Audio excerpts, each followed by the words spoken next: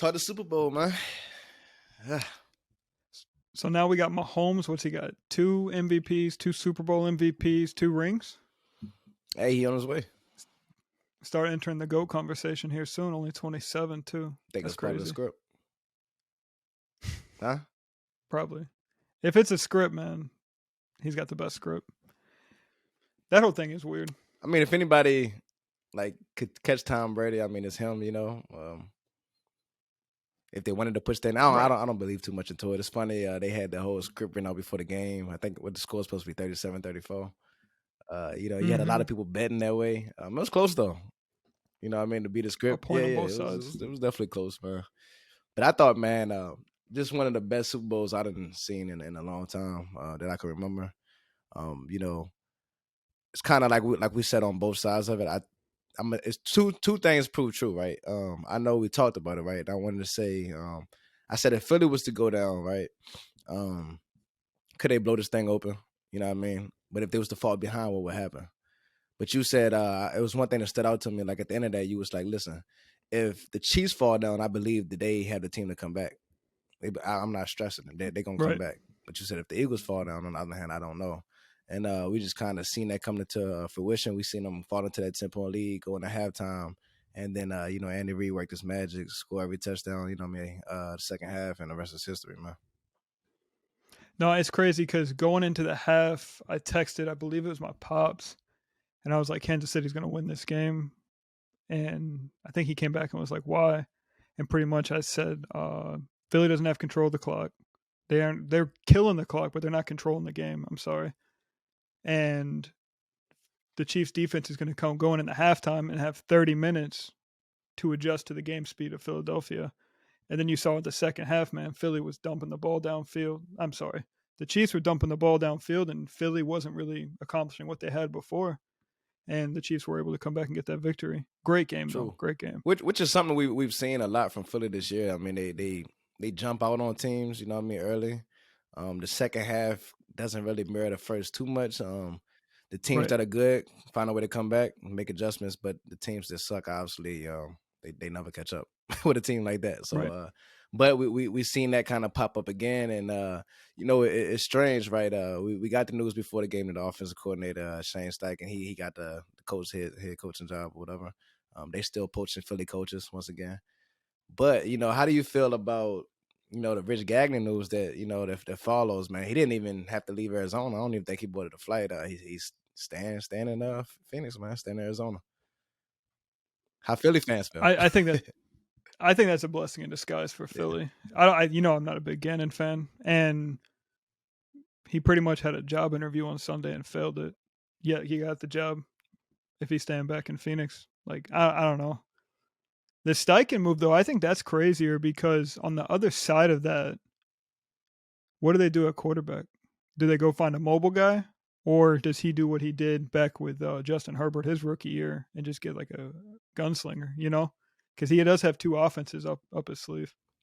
I think they go with the best. I don't want to sound cliche, you know what I mean? But I think they go with the best option available.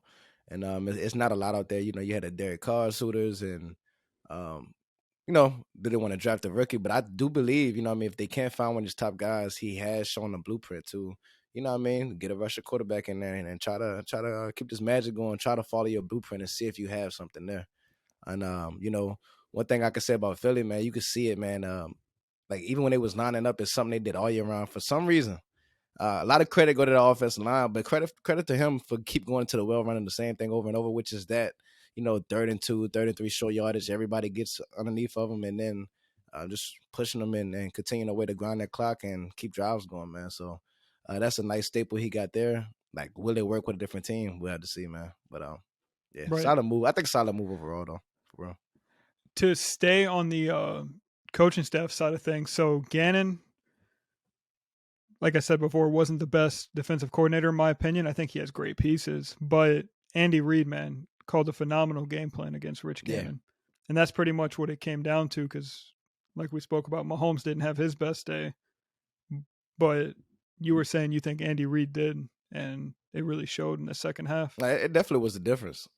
And they kind of made it up to be like, hey, is it Jalen Hurts versus Mahomes and what it was going to be, and I'll give you credit for that as well, man. You was well on it. You was like, when it comes down to it, who do you take? And he was like, me personally, I prefer a Mahomes and Andy Reid versus Sirianni and Hurts, and like when you think about it from that standpoint, Hurts played a phenomenal game. He outplayed Patrick Mahomes. You know what I mean? But at the end of the day, it didn't come down to that, man. The defense couldn't stop us slowly. They couldn't do anything. The second half, Right. I think the major thing, like that play that you seen him, the Kadarius Toney, he pops in, pops out. DB doesn't pass him off. Easy touchdown. And they be able to come back on the same drive and hit that move 2 times on the opposite side. I just thought that's great coaching. That's not something that you do by, mistake or something they came in and they, they worked on that, man. So shout out to Andy Reid. Putting another one in there. Obviously, the way he's trending right now is going to keep going in that trend of being maybe one of the best ever, possibly. Absolutely. And it is good news. I know I joked this morning about Andy Reid's probably going to retire. I was like, he's accomplished great things now. And the news came, he's not retiring. So that's another year of Big Red that we got. I don't know about you, but as far as the Super Bowl MVP, I thought without a doubt Nick Bolton was the best player on the field during the Super Bowl. Oh, it was flying around, man. If he had got that second scoop and score, I think for sure we would have had a conversation. But I think not just the stats of it. I just think Mahomes and like we talked about, the leg and everything and what went into that. It just kind of the narrative just fits. A guy just cutting through everything and willing his team to win. And if you're talking about most valuable player on the field, right, he fits that. I don't know. I think Bolton, he had the scoop and score, obviously, almost a second one, and he made some great open field tackles, man. Fast too. And unfortunately, he kind of gets overshadowed by Micah Parsons. They came out the same year. But boy, man, they was hitting, man. Like you said, Bolton was flying around. I thought Ladarius Sneed, he was cracking. Oh yeah, he was. I know as soon as the game started, I can't remember who it was, but I know they was lighting up Devontae Smith a couple times, bro. Bolton, he was cracking. You know what I mean? And it surprised me. Like early on, I was like, these boys came to play. But Philly, they hopped out on them early, man. And same thing. I thought Chauncey Gardner-Johnson, he was cracking on the other side of the field. But what happened to Reddick? I ain't see Reddick at all, man. He actually was out in coverage a couple of times in the game. That he was doing weird things. But yeah, he was pretty quiet for the most part. I think the biggest hit of the game was when Jason Kelce ran in on that tight end screen and smacked Buddy. Boy, Buddy you heard that through the stadium, man. That was crazy. He looked angry doing it too. I know you mentioned that Mahomes, they're going to test him for PEDs or something like that. Yeah. What was that? It was something weird to it, man. You think about it, man. He had that injury. And then he came back and he ran for 25 yards. I don't think he ever looked bothered by the rest of the game. So, I mean, the NFL was obviously like, bro, what the hell you take, bro? Was it a cortisone shot that just made you hop up and not feel it no more and be able to run on it? Or, you know what I mean? But, hey, he gutted it out, bro. You say look funny when he was wobbling when he was running. He's so competitive too, man. He's fun to watch. Mahomes is fun to watch. I do want to play you something real quick. Jalen Hurts after the game, what he had to say. Let's talk about it. Let's see what's going on.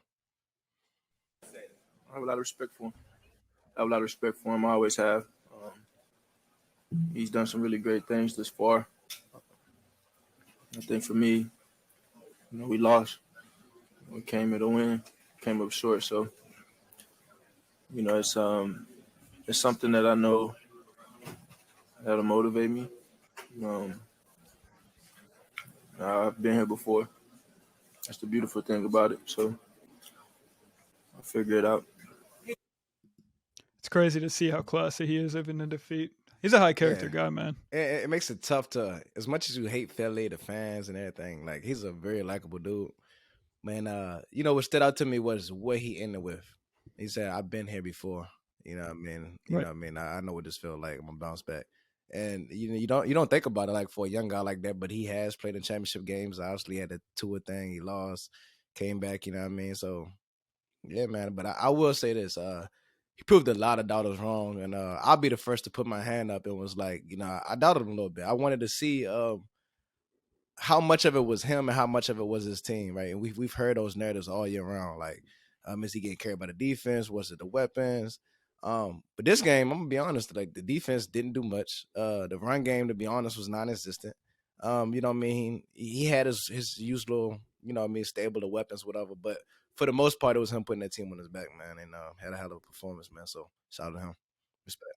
I think talking about him in this game, man, I feel like it's going to get overshadowed by that holding call at the end of the game, as well as the fumble lost and return for a touchdown, and then the final play of the game when he throws a duck and doesn't get it to anybody, man. And I don't want those to stick in like people's minds, man. Like Jalen Hurts played the best game he's probably ever played. He was the best quarterback on the Sunday, biggest stage, in my opinion, on the biggest stage, man. And talking stats or whatever, like I think there's even a case to even give the losing quarterback an MVP in this situation. What he did on the ground, breaking the quarterback rushing record, that's phenomenal. And then that defense and Rich Gannon kind of let him down in the second half. Did they? Boy. Nah, listen. I've kind of heard the pulse of the the Eagles community, bro. If they could have took Rich Gannon and boarded him the flight or whatever they had to do to send him out the door, yeah, they happy. You know what I mean? They're happy they get to rebuild. And I think if they thought it was any weak link, even going into that game, I think they're very excited to get rid of John Gagnon. That's just Cowboy fans. I kind of was hopefully hoping to see him stay a little bit, man. So, yeah. Right. But I'll go ahead and play out the rest of this interview real quick. John, we know that you typically don't show a lot of emotion. Can you describe your emotion? You either win or you lose, or you either win or you learn. That's how I feel. You either win or you learn. So, as always, win, lose, or draw. I always reflect on the things that I could have done better, things we could have done better to try and take that next step, and that'll be the same process that goes on now. What'd you learn? And watch the film yet. Phenomenal. Yeah, that's dope, man. Yeah, man. That's terrific, man. And all class, like I said, and it's crazy because his story is like the underdog story, and it just continues to keep rolling that way. But he said he'll figure it out, and I won't be surprised if he does, man. Jalen Hurts is really competitive, and I just wish football wasn't over yet. Right. That's the saddest part, man. I will say this, man. He has more class than Sirianni. You know what I mean? So I think I get them a respect. They look good. You know what I mean? They came out fine away. But, with Sirianni, he's just been just like, brag. He doesn't brag humbly. You know what I mean? He's been very flamboyant and all year round. And, bro, I was cheesing when they lost. I ain't gonna lie. I don't even I don't even like to, hate on them too much. But I'm just like, man, have some class, man. So, you know what I mean? But I will say this, man, in future years, man, they got the draft picks. They got the right team, the right sauce, the right ingredients going on over there, man. I think I don't want to just assume they'll be back here. We know how hard it is to get to the Super Bowl, you know what I mean, especially back-to-back years. But, you know what I mean, don't be surprised to see them sticking around for a little bit, man. They're a deep team over there.